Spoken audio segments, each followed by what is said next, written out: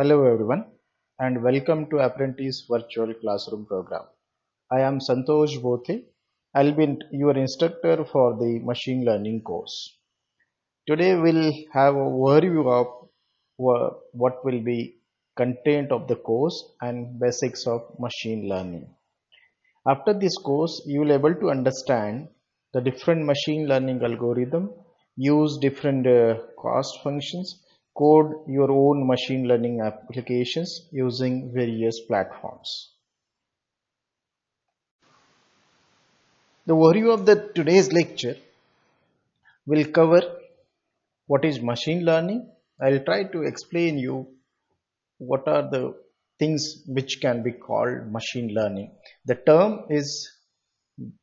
machine learning is around for quite a long time, but why it is becoming so popular now? Then various areas of application for machine learning. Then after this we'll discuss about what is supervised learning and unsupervised learning. Let us understand what is the basic definition of machine learning. The first definition is quite old definition, because the machine learning term is there for quite a long time, but it is becoming popular now. Why it is so, we'll try to understand that as well, but let us understand what is the definition first. The machine learning is a branch of artificial intelligence which uses statistical techniques to allow computer to learn progressively, improve on the performance on the specific tasks with data without being explicitly programmed. What it simply means, a system which can learn on itself for a particular task based on the existing data without programming it is machine learning. Let me exemplify with the simple example. Let us say that you are trying to learn the driving. The way you go on improving your driving skill day by day, and you acquire more and more data, like the combination of clutch, accelerator and brake to be used at a different driving situation. So this is the data you acquire, and with this data you go on improving your driving skill. So that is the human learning. But if same thing is applied to the machine learning, instead of programming it after clicking on this, do this, or directing the machine through program, if you allow to follow the human learning rules, like we learn a driving, or that for that matter any other skill, if we allow the machine to learn in the same way, then it is called machine learning. So this is quite old definition. Though this is old, it is relevant even today. But the Tom Mitchell came up with some mathematical definition, and this is, you can say, the quite advanced definition which suits to current scenario as well. He says a computer program is said to learn from experience, which is denoted by E, with respect to some task, which is denoted by T, and some performance measure P. Means he is trying to explain the machine learning with respect to three terms. One is experience, second is task, and third is the performance measure. In the way we measure, like in previous example, if whether what is the level of your driving skill, suppose we scale it on to 0 to 10. So the performance after experience for a driving task driving will go on improving from 0 to 10. So these are the three terms. So experience will be data sets that you will acquire. For example, different permutation combination of clutch, accelerator, gear, steering wheel to be used to drive in a particular scenario. So that is your experience. Task is the driving, and performance measure. So let us say how smoothly you are driving, how risky you are driving. So if you calculate that and we rate it on the scale of 0 to 10, that will be my performance measure. So with experience, if you learn more and more permutation combination, it goes on improving your performance. So if its performance T as measured by P improves with experience, then it's a machine learning. So that's what a modern definition. Let us try to understand why we as an individual need to learn machine learning. Let me go by the leaders in machine learning. I think we can't sustain in our life today without these four players: Facebook, Microsoft, Amazon, Google. For that matter, not only this, let's say Facebook, it can be other social media, it is a representative of social media. Microsoft, it represents IT world. Amazon, the e-commerce, the Google, it represents almost everything. So without ICT tools, it's difficult to live a life. Let us understand what they are doing. The Facebook has declared the machine learning is not important, but it is essential for Facebook existence. Why they are saying so? Because for a simple reason, the revenue generation model, the Facebook, the soul of this model is machine learning. Let us may explain in a simple word. When you get some kind of promotion, advertisement, or some are paid promotion on the Facebook, it's not simply a randomization of the promotion they have. They understand you first, what you like, what you don't like, what is your browsing behavior, what kind of product you will go for, which type of promotion you are most likely to click on, what are your favorite location where you click mostly on the promotion. They do all this using machine learning algorithms. Once they understand everything about you, probably Facebook knows more about you than yourself. So once they understand who you are in terms of their promotional content to be displayed onto your page, so they send you the particular promotion. So if they stop doing this personalization, probably their revenue will go down more than 80%. So that's why they are saying Facebook existence depends on the machine learning. So Microsoft has created a wonderful platform called Microsoft Azure Machine Learning. They have made machine learning so simple that anybody, any amateur computer user who knows how to operate Word, Excel, PowerPoint can code an machine learning application. So every algorithm of machine learning, they have made it available like a tool, like you have save command button, save as command button. Similarly, they have all machine learning algorithm available like this. So you just need to understand the concept and you will right away start with the coding AI learning application without writing a single line of code. Building, instead of coding, I should say building AI application using the ready-made drag and drop tools. The Amazon, it recommends you various products. It recommends you various combination. If you purchase one item, it recommends you other. The customer who have purchased this also purchase this. If you go with this combination, probably you will save 10%. All this kind of recommendation are based on your browsing habit, what you likely to purchase, and the recommendation comes out of that data. So they collect data, your browsing, the transactions. Transaction, I don't mean only the final transaction. Every data that you generate, I refer it as a transaction. So if you analyze yourself, your transaction carefully for the last 2 years on Amazon, you can identify lots of things out of it. What you are most likely to purchase, what you like, what you don't like, what you purchase on Amazon, what you purchase on Flipkart. So all this, that kind of, which company you prefer, what are the price range you are looking at, what kind of user you are, like quality conscious, price conscious, and so on. So Amazon does this using machine learning tools. So they are solving the problems with machine learning and AI that were in the realm of science fiction for the last several decades. So predicting what you are going to purchase was really impossible task 10 years before. But now Amazon predicts that with more than 80% accuracy. It's just because of machine learning algorithm. The Google has already shifted their focus from the mobile first to AI first, and they are using machine learning almost in every activity you do with Google. When you type first, later it advises you the most likely keyword you are going to type. It autocomplete feature is the best example of machine learning. So everything you do on the Google probably has some machine learning in the background. So that, I think, is sufficient to explain you why machine learning is going to be so important. Imagine tomorrow if you are looking for a good college for taking admission, so machine learning will help you to find the best college based on your personal preferences, fees you can pay, the job you need, the salary you need. Based on all this feature, you should go to this XYZ college. So that kind of algorithm will soon be a reality. The food recommendation system in the restaurant, when we go to the restaurant, we are always confused with the menu card. So the menu card will itself tell you, if you test this today, you will like it most based on your previous transactions.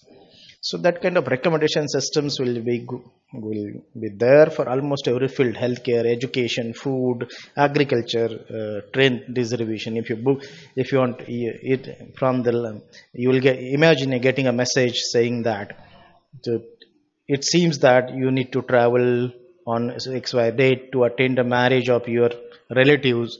So if you book ticket today, possibly you will get a confirmed reservation, otherwise tomorrow it won't be possible. So this is again a machine learning kind of thing. So why the it is increasingly becoming popular, one step I can highlight here: the UAE now has the Minister for Artificial Intelligence. It speaks a lot about why the machine learning is so important. So they have created a separate ministry for it. It speaks so volume. So I think you are intelligent enough to understand why it's. Now let me explain why machine learning is becoming popular now. The term is there quite around for quite a long time. In fact, the machine learning was discovered almost 4 decades ago. But why it didn't become popular? The main reason, as we understand, it requires pattern. The to build a pattern, like with t-shirt you purchase a belt, this is a pattern. To build such kind of patterns, you need a lot of data. For generating and transiting data, means doing a data transactions from one place to another place, collecting at the center place, requires high bandwidth. Imagine the number of cell phone users today. If similar was the scenario, if the same scenario I have to talk in 2000, year 2000, probably it would have been impossible because of the bandwidth, because of the processing capacity of the cell phones, because of the processing capacity of the computers. It was impossible to synchronize all that data in real time. So the main reason why it didn't become popular was the data generation, data acquisition, data processing capabilities in terms of the bandwidth, in terms of the storage space, in terms of processing piece was not available. So today we have cheaper storage, faster computing, and more data. Earlier, there was no smartphone. Knowingly, unknowingly, you are revealing a lot many things about yourself when you are using smartphone. Where you are, what is your current location, if your location service is on, what speed you are walking at, in which direction you are going, what is your start wake up time and sleeping time if you are using some health monitoring applications. So every now and then, the moment you make a certain call, you are generating some data. So we have more data at a cheaper price and at faster speed. That's the main reason why the machine learning and artificial intelligence is becoming popular today. So we have the key terms like data science, SQL, and the processing at the bandwidth, which are making it popular now. The application of machine learning, as we have seen, certain application like self-trace optimization. Uh, if you put this product at X place instead of Y place, is more likely to get sold more, or it going to take less space as compared to its taking self number 2. The market basket analysis, how the user are behaving with your systems, what kind of product they are purchasing, what they are not purchasing, why they are not purchasing, what kind of personal promotion need to be sent to them. So so all this kind of systems like recommendation of the product which you get on Amazon are the reality nowadays. Beside this, there are some interesting applications that are in making. For example, automated driving pattern prediction. Day before yesterday, the Google self-drive car was tested in Mumbai as well. Suppose you come out with the solution, there are 3 levers: clutch, accelerator and brake, then the steering wheel. If you can find out the pattern, which let's say if you use the combination, let's say brake and clutch, it is going to be risky driving, or this is going to be a safe driving. So if you establish the patterns of clutch, accelerator, brake and steering wheel, which is to be called, let's say, safe driving, risky driving, accident prone driving, probably you can avoid lots of accidents. So that's going to be soon going to be a reality. Simulator establishing, so you need not to actually do the accident, so the pattern can be built using simply your simulators, the video games you play, and identify what are the patterns which results into the accident, which results into crossing the speed breaker successfully, taking the turn successfully, all that. So we have fortunately some tools available. Imagine you are getting message something like this: you are traveling on express highway number 1 and the speed limit in this segment of road is 50 km per hour and you are traveling with 80 km per hour. Your car is not suitable for this speed because the reference to the service center, it was service yesterday, and the service center told you to drive it at less than 50 km per hour for first 100 kilometers. Your AC temperature is 18 degree, which is not suitable for your health because the doctor diagnosed you XYZ disease and the cold temperature is harmful to you. So make it 20 and reduce the speed 50 km per hour. Imagine the lots of machine learning happening in the background. It sensing your position, it's sensing your health records, it's sensing your car speed, and it giving you the suggestion.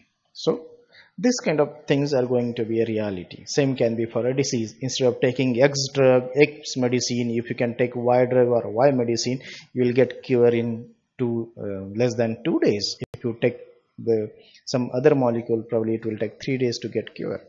So this kind of suggestion are going to be soon. No matter which field you want to go in, the machine learning will be there. It will be essential aspect of every domain in future. So let's have another example. The person wants to order a pizza. He is just calling automated pizza shop and I want to order a medium size pizza. The pizza shop says, digital pizza shop says, just wait a moment. Meanwhile, it gets connected with the person's bank, checks the account details. It gets connected with the person's doctors, check the details. It gets connected with your GPS database and collects details about family member, and it comes out with an interesting reply. Sir, you cannot pay by cash. You have only 50 rupees and at evening you need to buy medicine for you that you need cash because the card shopping machine of that particular medical shop which you go most likely to go is not working. So you need a cash for that. So you are now alone at home based on the mobility database or the GPS, and your children are in school. Your doctor advised you not to have pizza. You have been diagnosed with diabetes. So considering all this, you can order only a small sugarless pizza. So it is better for you. Shall I proceed with the order?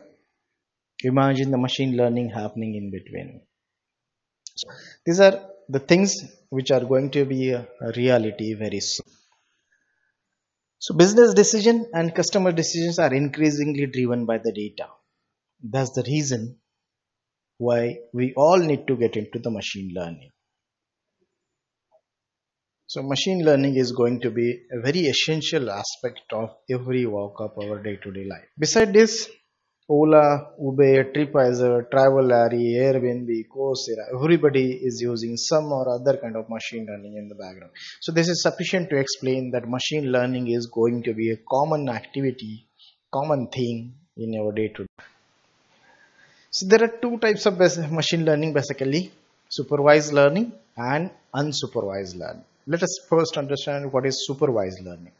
Supervised learning can be compared like you have somebody to tell you what is right and wrong, and based on that input you are predicting something. If you are doing something, you are taking some decision.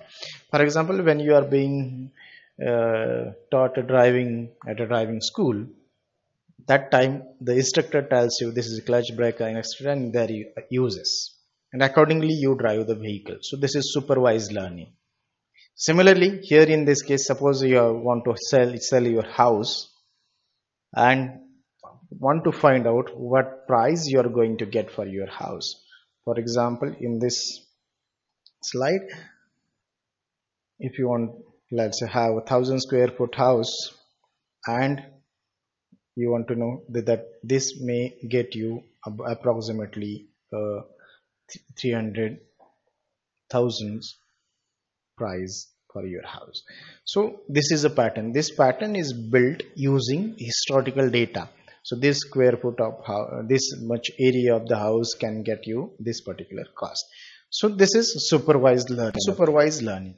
Then next is, if you type in Google health of Atal Bihari Vajpayee, so it will identify, Google will identify all the sources which are talking about the health of Mr. Atal Bihari Vajpayee or former Prime Minister, and it will group them into the different categories as you can see here.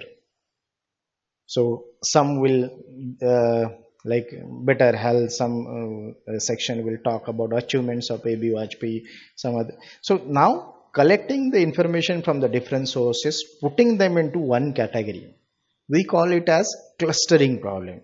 So the clustering is, they are forming the cluster. Like one is the health related news about Atal Bihari Ji Vajpayee. Other section will be like his achievements and his terms in the parliament. So all this data which was fetched by Google will be grouped into a different category.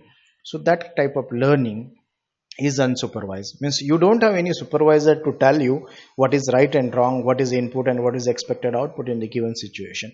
But based on the similarity of the content, you group them into particular category. So that is called unsupervised learning. So these are the two basic terms we wanted to understand today. And I hope you have understood what is machine learning, where it can be applied, what are their application area, and why we need to learn machine learning.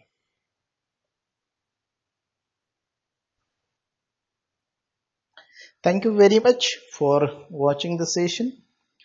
My team will give you the small assignments regarding to the sessions, and they will also explain you how the course is going to be delivered through online mode.